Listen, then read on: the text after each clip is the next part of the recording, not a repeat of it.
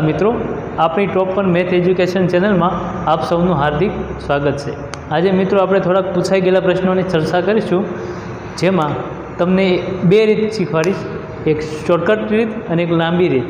તો પહેલાં આપણે શોર્ટકટ રીતથી દાખલો ગણવાનો પ્રયત્ન કરશું, પછી આપણે લાંબી રીતથી દાખલો ગણવાનો પ્રયત્ન કરશું, બરાબર। તો ચાલો સમજીએ કે બે સંખ્યાઓ છે જે 13:11ના પ્રમાણમાં છે। હવે બે સંખ્યા વચ્ચેનો તફાવત 24 છે, તો મોટી સંખ્યા કઈ છે, બરાબર। તો હવે આપણે દાખલો કેવી રીતે ગણવો, તો કે પહેલાં શોર્ટકટ રીત સમજાવું। જો બે સંખ્યાનો ગુણોત્તર આપેલો છે આપણને, કેટલો છે 13:11, બરાબર। ચાલો 13:11 છે, એ શું આપ્યો છે આપણને, ગુણોત્તર આપ્યો છે, બરાબર। હવે એક વસ્તુ આપી છે તમને તફાવત કેટલો આપ્યો છે, તો કે તફાવત કેટલો આપ્યો છે આપણને 24, બરાબર। 24 તફાવત આપ્યો છે। હવે શું કરશું, અહીંયા એક આપને ખબર પડી જાય ગુણોત્તર ઉપરથી જોઈએ તો કે 13 છે, 13 એ શું છે, મોટો ગુણોત્તર છે, અને 11 છે એ નાનો ગુણોત્તર છે। તો એક વસ્તુને આપણે ખ્યાલ આવી જાય કે મોટી સંખ્યા હંમેશા કઈ હશે, પ્રથમ હશે, કારણ કે એનો ગુણોત્તર કેવો છે, મોટો, તો સંખ્યા પણ કેવી હશે, મોટી હશે। જ્યારે નાની સંખ્યા કઈ હશે, જે બીજો ગુણોત્તર છે 11 એ કઈ સંખ્યા છે આપણને ખબર છે નહીં। તો હવે સૌપ્રથમ શું કરશું કે તફાવત આપણને આપ્યો છે, તો ગુણોત્તરનો તફાવત લઈ લઈએ। ગુણોત્તરનો તફાવત કેટલો છે, 2, બરાબર। હવે 2 એક કોના સમાન થાય, એના તફાવત 24 સમાન થાય। તો આપણે શું મેળવવાનું છે, 13, મોટી સંખ્યા મેળવવાની છે ને, મોટી સંખ્યા ખબર પડી જાય, આ બેમાં મોટી સંખ્યા કઈ હશે, તો કે 13, તો 13 એ કેટલો, બરાબર। તો હવે ગુણાકાર કરીએ 13 રાશિનું 24/2, બરાબર। એટલે 2 ભાગ હાકીએ એટલે 2 12 24, બરાબર। એટલે હવે શું આવ્યું, 13 × 12, બરાબર। હવે એને શોર્ટકટ કેમ ગુણાકાર કરે, 13 × 12, બરાબર। જો પહેલાં કેમ લાંબી રીતે કેમ કંઈ ગુણાકાર હોય એ સમજાવું। પહેલાં શું કરીએ, આપણે એકમ દશકની શૂન્ય મૂકીએ, પછી 1 તેરી 3 કરીએ, પછી 1 એકુ 1 કરીએ, બરાબર। આવી રીત કરવાની નહીં, સૌથી શોર્ટકટ રીત સમજાવું કે 13 × 12 હોય એને કેવી રીતે ગુણાકાર કરવાનો, તો 13 × 12 છે, આપણે 12 એકમ ઘડીઓ ફાવે છે, 12 એકા 12, પાછળ કેટલી સંખ્યા, પાછળ જેટલી સંખ્યા, બે સંખ્યા હોય તો 2 શૂન્ય મૂકવાના, અત્યારે પાછળ કેટલી સંખ્યા 1, એટલે 1 શૂન્ય મૂકી, પછી 12 તેરી 36, બરાબર। હવે આમનો સરવાળો કરી દેવાનો, 6 3 ને 2 5, 1 56, એટલે આનો શું જવાબ આવશે, 13 × 12 156, એ શું આવશે, મોટી સંખ્યા, જે આપણો પ્રશ્નમાં જે પ્રશ્ન પૂછ્યો છે મોટી સંખ્યા કઈ હશે, તો કે 156 હશે। હવે આપણે લાંબી રીતથી જોઈએ કે લાંબી રીત કેવી રીતે ગણાય દાખલો। હવે જુઓ 13 અને 11 છે, બરાબર। કોઈ પણ ગુણોત્તર હોય ને, દાખલા તરીકે 3 જેમ, દાખલા તરીકે એક સંખ્યા લઈ લઉં હું, 5 અને 10, બરાબર। આ બે સંખ્યા લઈ લીધી, બરાબર। હવે એમનો ગુણોત્તર કાઢવો હોય તો કેમ થાય, 1:2 થાય એમનો ગુણોત્તર, બરાબર। હવે આ 1:2 ગુણોત્તર જે છે એ કોઈના ગુણાંકમાં હશે, આ ગુણોત્તર કોઈના ગુણાંકમાં હશે, તો ગુણાંકમાં થયો ને, દાખલા તરીકે 1 × 5 અને જેમ 2 × 5, તો 5 એ શું છે, એક કોમન સંખ્યા છે, 5 એ શું છે, એક કોમન સંખ્યા છે કે જે ગુણાંકમાં છે, બરાબર। તો હવે એવી જ રીતે આપણો જે અહીં ગુણોત્તર છે 13:11, બરાબર, 13:11, તો એમાં કોઈ સંખ્યા હશે, ધારી લો કે એક સંખ્યા છે, બરાબર। તો બે સંખ્યા કઈ થઈ, એક 13x અને એક 11x, આ કઈ થઈ, આ બે સંખ્યા થઈ, બરાબર। હવે શું કીધું છે કે આ બે સંખ્યાનો તફાવત, શું કીધું આપણને, જુઓ, એટલે આ બે સંખ્યાનો તફાવત લીધો આપણે ગુણ્યા -11x, બરાબર। આ બે સંખ્યાનો તફાવત કેટલો આપેલો છે આપણને, એ રકમમાં આપેલો છે, કેટલો છે 24, બરાબર। તો 24 મૂક્યા, 13x માંથી 11x જાય એટલે કેટલા વધે, 2x બરાબર 24, તો x બરાબર 24/2 બરાબર 12, બરાબર। x બરાબર કેટલા આવ્યા, 12, તો એ શું આવ્યો તમારો, x મળ્યો તમને। હવે તમને એમ કીધું મોટી સંખ્યા કઈ, હવે તમને એ જ ખબર પડી જાય ને કે આ સંખ્યા કોમન છે, સરખી છે। હવે 11 વડે ગુણો તો મોટી આવે કે 13 વડે ગુણો તો મોટી આવે, તો સ્વાભાવિક છે 13 વડે ગુણો તો જ મોટી આવે। તો અહીંયા xની કિંમત જે આપણને મળી 12, એ કઈ મૂકવાની, અહીંયા મૂકવાની, એટલે કરો કે 13 × 12 બરાબર. તો આપણે હમણાં જ ગુણાકાર કર્યો 13 ગુણ્યા 12 એટલે કેટલા થાય 156. તો આપણો જવાબ શું આવશે 156. નેક્સ્ટ દાખલો જોઈએ, જે નફાખોટનો દાખલો છે. ઘણા મિત્રોની કોમેન્ટ હતી કે લાંબી રીતે પણ આવી રીતના દાખલા હોય એ લાંબી રીતે પણ કેવી રીતે ગણાય એમ, કારણ કે શોર્ટકટ હોય, તમે એક્ઝામ આપવા ગયા હોય કે ઘણીવાર શોર્ટકટ ભૂલાઈ જાય, તો લાંબી રીતે પણ કેવી રીતે ગણાય એ પણ જોઈશું. પહેલાં શોર્ટમાં જોઈએ. આમનો મિત્રો છે ને, સૌ પ્રથમ એક તમને કહું કે આમનું એક સૂત્ર છે, x ± y + x ગુણ્યા y છેદમાં 100 બરાબર. પરંતુ અહીંયા પણ નિશાની મેન્ટેન્સ કરવાની છે તમારે, અહીંયા પણ ± કરવાના છે એ રકમ પ્રમાણે. હવે જોઈએ આપણે કે ± કેવી રીતે. દાખલા તરીકે જુઓ તો x બરાબર શું લેવું અને y બરાબર શું લેવું એ પહેલાં નક્કી કરી લેવી. જો નફો હોય તો x બરાબર નફો હોય તો પ્લસ લેવાના અને નુકસાન થતું હોય તો માઇનસ લેવાના બરાબર. તો x બરાબર શું જો પહેલાં કે 20% નફો થાય છે એટલે +20, અને y બરાબર નુકસાન થાય છે તો કેવું, તો કે -20 બરાબર. આટલું થઈ ગયું. હવે શું કરવાનું કે રકમમાં આપણે મૂકીએ કે એક્સની વેલ્યુ વાયની વેલ્યુ મૂકીએ તો x બરાબર 20 એટલે તો પ્લસ છે એટલે વાંધો નહીં આવે.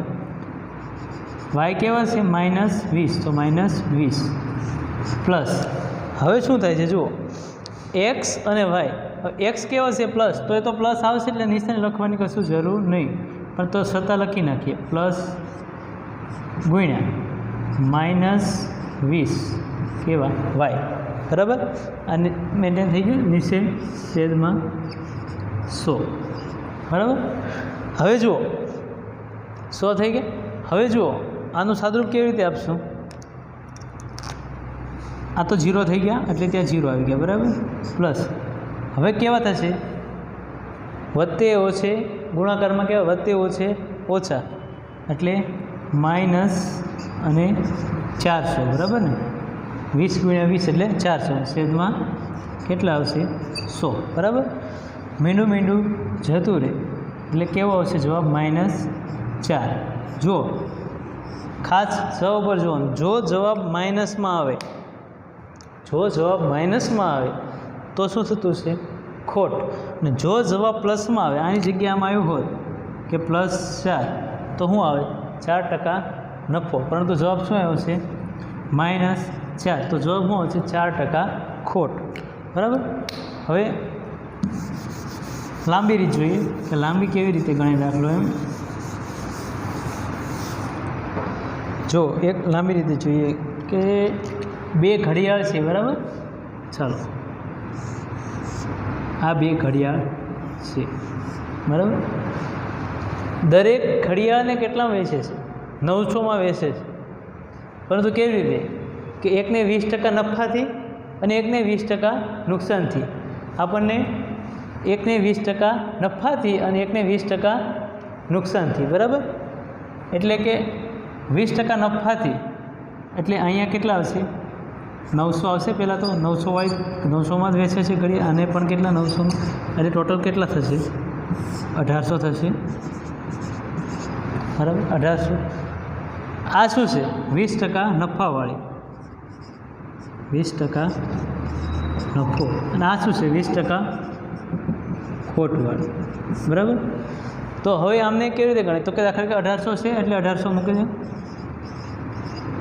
1800 ગુણ્યા 20% નફો એટલે 120 છેદમાં 100 ગુણ્યા 20% ખોટ એટલે 80 છેદમાં 100 બરાબર.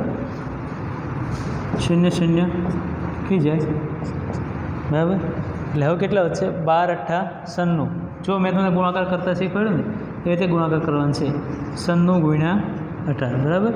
હવે ગુણાકાર કેવી રીતે કરવાનો છે સમજાવું. જો અહીંયા ધ્યાન રાખ, ગુણાકાર 96 ગુણ્યા આપણે 18 કરવાના છે. તો કેમ કરવાનું, 18નો ઘડિયો પહેલાં આવડજો. જો 18 9 કેટલા થાય 162. પાછળ કેટલી સંખ્યા છે 1, તો 1 શૂન્ય મૂકી દીધું બરાબર. પાછળ જેટલી સંખ્યા એટલે શૂન્ય મૂકી દેવાનું. પ્લસ 18 × 108, તો અહીંયા કેટલા કરવાના? 108, બરાબર. હવે જો 8, 2, 1, 7, 1728 હતી કેટલી રકમ? 1800. અને કેટલી થઈ ગઈ? 1728. એટલે કે 1800 છે માઇનસ 1728, બરાબર. હવે આમાં કેવી રીતે કે ઘણા કેવું કરે કે 10 લે, 9 મૂકે, 1 ઓછો કરે, બાદબાકી કરે. એમ નહીં કરવાનું. જો બાદબાકી કેમ કરવાની? 28 છે, 28માં કેટલા નાખો એટલે 2 નાખો એટલે કેટલા થાય? 30 થઈ ગયા. હવે 30માં કેટલા નાખો? 30 થઈ ગયા પૂરા, બરાબર. 1730 પૂરા થઈ ગયા. હવે કેટલા પૂરા કરવાના છે?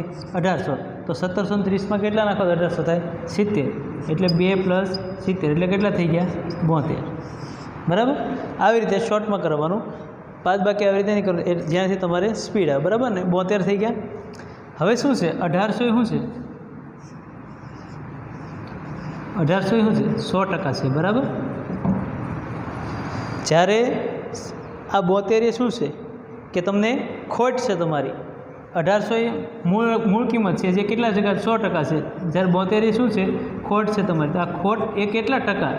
ટકાવારી મેળવી છે ને આપણે, એટલે કેટલા ટકા, બરાબર. તો હવે એમનો ગુણાકાર કરીએ તો જોઈએ. 72 × 100 ભાગ્યા 1800, 0 0 જતા રહે, 18 ચોક 72, એટલે શું આવે? 4%. પણ કેવી? ખોટવાળી. 4% રકમ, પણ કેવી? ખોટવાળી. તો જવાબ શું આવશે? 4% ખોટ. હવે આપણે ત્રીજો દાખલો જોઈએ, જે ઉંમર સંબંધિત છે. CCEમાં પૂછાઈ ગયેલો પ્રશ્ન છે. હવે આવો પ્રશ્ન પૂછાય CCEમાં. હવે 3 વર્ષ પહેલાં પિતા અને પુત્રની ઉંમરનો સરવાળો 40 વર્ષ હતો. 6 વર્ષ પછી તેમની ઉંમરનો સરવાળો કેટલા વર્ષ થશે? હવે ઉંમર સંબંધિત દાખલામાં આવું પૂછાય એટલે 3 વર્ષ પહેલાં પિતા અને પુત્રની ઉંમરનો સરવાળો 40 વર્ષ હતો. પણ 3 વર્ષ પહેલાં એટલે ક્યાંથી ગણવાના? એવું વિદ્યાર્થી મૂંઝાય કે 3 વર્ષ પહેલાં ક્યાંથી ગણવાના એમ. તો જ્યારે રકમમાં તમને કે સોખવટ ના કરી હોય ત્યારે 3 વર્ષ પહેલાં એટલે ક્યાંથી ગણવાના? હાલથી, એટલે કે આજથી જ ગણવાના, બરાબર. હવે દાખલો ગણવાની શરૂઆત કરી કે દાખલા તરીકે હાલમાં પિતા અને પુત્રને કેટલા છે? પિતા પ્લસ પુત્ર. આ ક્યારે?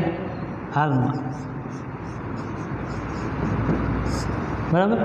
હાલમાં પિતા અને પુત્ર, બરાબર. હવે આપણે શું કીધું છે કે 3 વર્ષ પહેલાં પિતા અને પુત્રની ઉંમરનો સરવાળો આપ્યો 40 વર્ષ. એટલે આમને ક્યારે? 3 વર્ષ પહેલાં, એટલે ઉપર કરીએ આપણે 3 વર્ષ પહેલાં. 3 વર્ષ પહેલાં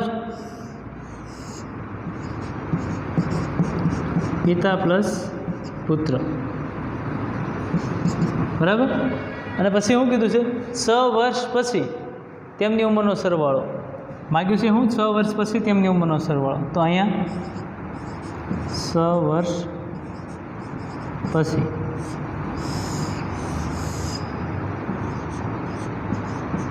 પિતા પ્લસ પુત્ર, બરાબર. હવે જુઓ, 3 વર્ષ પહેલાં પિતા પ્લસ પુત્ર કેટલા હતા? 40 વર્ષ હતા, બરાબર. એટલે અહીંયા આપણે 40 મૂક્યા, બરાબર. હવે હાલમાં બંને લાવે તો પિતા 3 વર્ષ વધે એવું ના થાય, બરાબર. પુત્રને પણ હારવાર વધે. પુત્ર એવડો ના રહે. પિતા વધે તો પુત્રની ઉંમર પણ વધે. તો હાલમાં પિતા કેટલા થશે? +3 થાય, બરાબર. હાલમાં લાવવા માટે, કારણ કે 3 વર્ષ પહેલાંની ઉંમર છે, તો હાલમાં લાવવા માટે +3. તો પુત્રને પણ કેટલા કરવા પડે? +3, બરાબર. તો +3 કેટલા થશે? +6, બરાબર. તો હાલમાં આપણને ઉંમર મળી ગઈ. પણ કઈ ઉંમર મળી? તો કે પિતા અને પુત્રની ઉંમરનો સરવાળો કેટલો મળ્યો આપણને? હાલમાં 47, બરાબર. આ પિતા અને પુત્રની ઉંમરનો સરવાળો મળ્યો. હવે શું કીધું? 6 વર્ષ પછી. તો પિતા 6 વર્ષ વધશે, પુત્ર પણ 6 વર્ષ વધશે. તો 6 વર્ષ પછી એટલે +6 પિતાના, +6 પુત્રના, ટોટલ કેટલા થયા? +12, બરાબર. એટલે કેટલા થશે? 8, 5 કેટલા થશે 58. તો એ શું આવ્યું 58 એ 6 વર્ષ પછી પિતા અને પુત્રની ઉંમરનો સરવાળો. બરાબર, પિતા અને પુત્રની ઉંમરનો સરવાળો. તો જવાબ શું આવશે? સી 58 વર્ષ. બરાબર.